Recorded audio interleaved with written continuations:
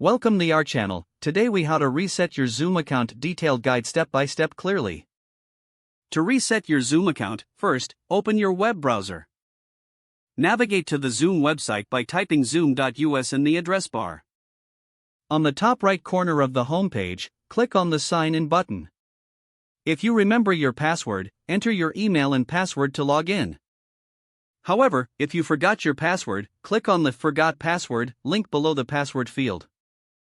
You will be directed to a password reset page. Enter the email address associated with your Zoom account and click Send. Check your email inbox for a message from Zoom. If you don't see it, check your spam or junk folder. Open the email and click on the Reset Password link provided.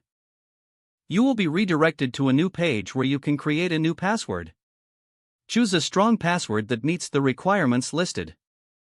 Re-enter your new password to confirm it. Once done, click the Save button to finalize your new password. You will see a confirmation message indicating that your password has been reset. Now, return to the Zoom login page. Enter your email address and your new password. Click the Sign In button to access your account. If you encounter any issues, try clearing your browser's cache and cookies. After logging in, consider updating your account settings if necessary. This concludes the process for resetting your Zoom account. If the page does not load, refresh the browser or try again in a private or incognito window. Make sure you are using the correct email address, then retype it carefully to avoid small typos.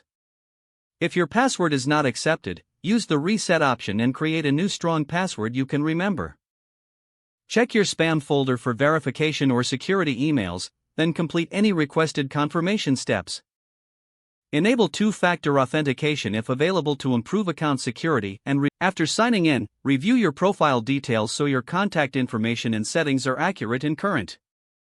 If you see an error message, note it down and try again after restarting your device and internet connection. Don't forget to like this video and subscribe to our channel for more step-by-step tech guides.